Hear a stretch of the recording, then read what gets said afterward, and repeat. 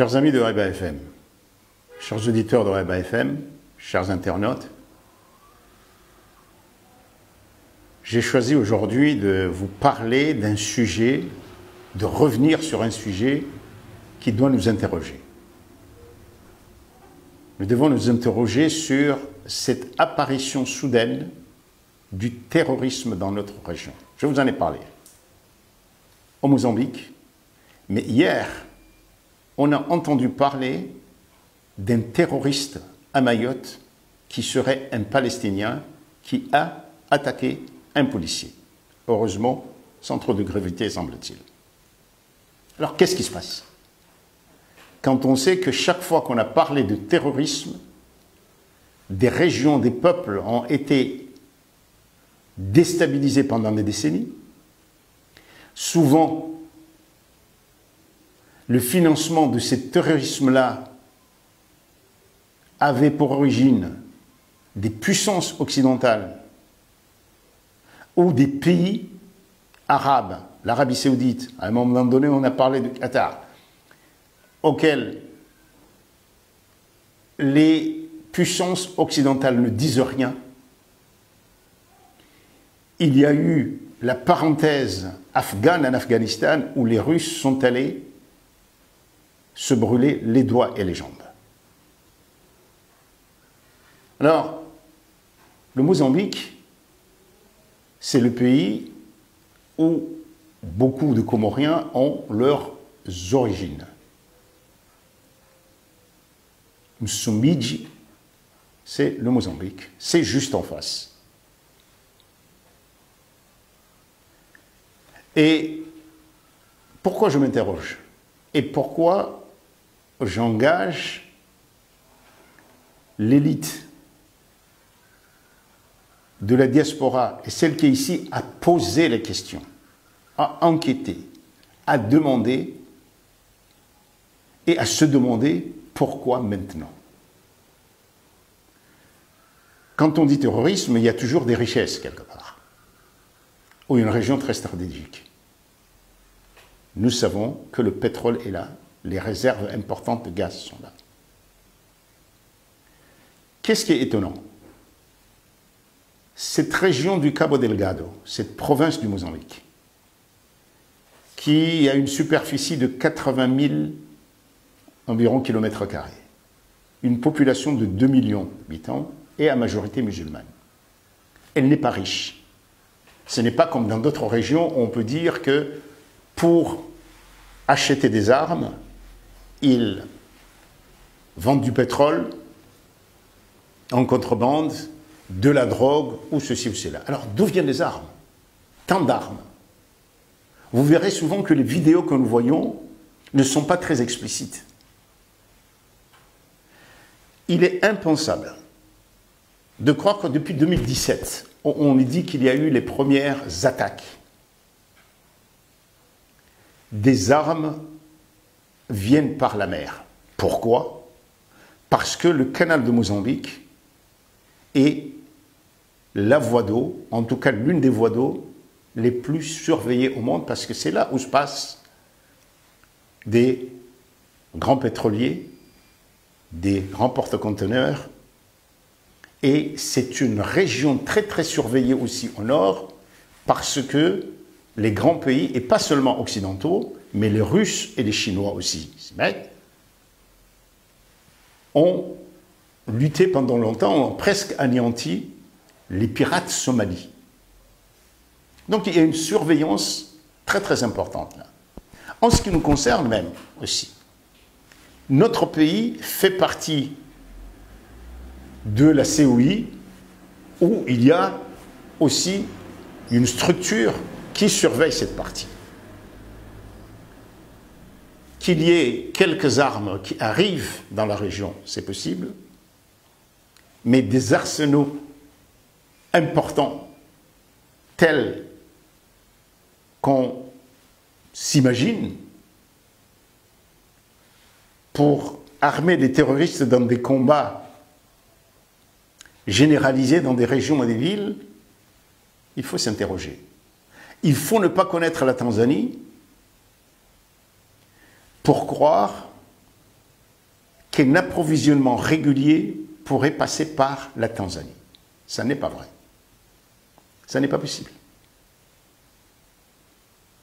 Et on ne voit pas de témoignages de Tanzanie. Jusqu'à présent, on voit les grands médias occidentaux, mais peut-être parce que Magufuli était là, et Magufuli n'aurait absolument pas, et aucun président tanzanien ne serait complice de terroristes. L'autre pays proche, c'est le Malawi qui est très loin, et entre le lac Nyassa, qui fait la frontière du Malawi et de la Tanzanie, et la région de Cabo Delgado, il y a des provinces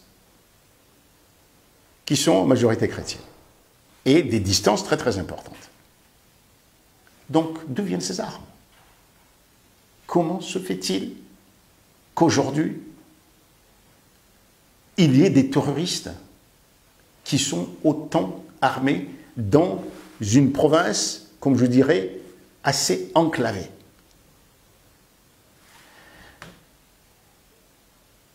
Hier, donc on nous a parlé d'un terroriste à Mayotte. Je vous dis chaque fois que ce qui me fait peur à Mayotte, moi, nous ici à Haïba, une radio que je dirais qui se bat pour la liberté d'expression, pour une société éclairée, pour les libertés fondamentales, et qui, on le voit souvent, nous nous affrontons à tous les obscurantistes, y compris ceux qui veulent s'approprier la religion. Eh bien, nous disons souvent qu'à Mayotte, ce qui peut faire naître du terrorisme, c'est justement ce que c'est la politique, qu'on le veuille ou non, discriminatoire vis-à-vis du Maori lui-même et les pauvres. En ce moment, il y a des destructions massives de cases d'habitants pauvres, on dira que c'est des Comoriens, il y a des enfants, on n'en parle pas. Hier, on a parlé de ce gars qui est ou qui serait un terroriste qui a attaqué un policier, mais cela fait diversion. On ne parle pas du tout de ce qui se passe à Mayotte en ce moment. Et on va se concentrer sur le terrorisme, alors que s'il y a terrorisme qui peut nous déstabiliser, nous ici, dans les trois îles indépendantes, c'est justement parce que le Maoré, aujourd'hui, qui a une crise identitaire, peut se réfugier dans l'islam. Voilà un terreau dans un islam qui, pour lui, sera son identité et qui lui servira, en quelque sorte, à s'opposer à la discrimination. Vous savez, Mayotte, c'est vrai, c'est le 100e département. Mais la plupart des Européens qui viennent à Mayotte, pour trouver des facilités de vie, sont les couches qui ne peuvent pas être compétitives en France. Il y a une discrimination que vous le voulez ou pas. Bien sûr, il y a cette couche de politiciens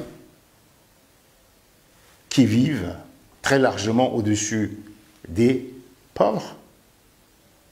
Il y a, c'est indéniable, une différence de niveau de vie très importante entre le Maoré entretenu par la République française et le Comorien, mais il n'y a rien aujourd'hui en termes de développement à Mayotte.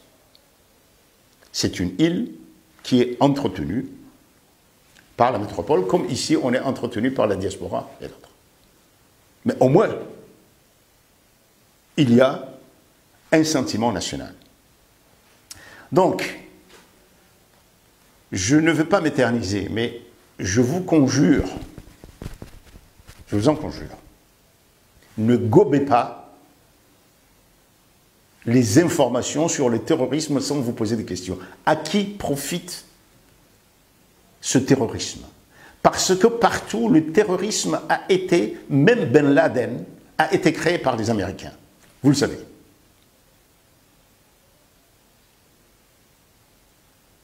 Au Mali, personne ne le nie aujourd'hui. Il y a eu, au début, et peut-être maintenant, du côté de la France, un soutien à ceux qui sont devenus aujourd'hui des terroristes. Est-ce qu'ils les ont échappés ou pas? Je n'en sais rien, je ne suis pas un spécialiste. Mais il faut que nous continuions à poser des questions, à demander des explications et dire comment cela se fait. Ce n'est pas parce qu'on est terroriste qu'on peut créer, qu'on peut inventer des armes. Il y a des gens qui doivent payer. Or, dans la région de Cabo Delgado, il n'y a pas de gens riches, il n'y a pas de richesse à vendre pour acheter des armes.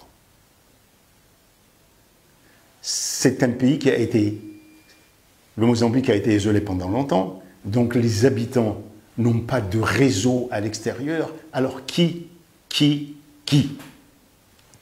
À demain.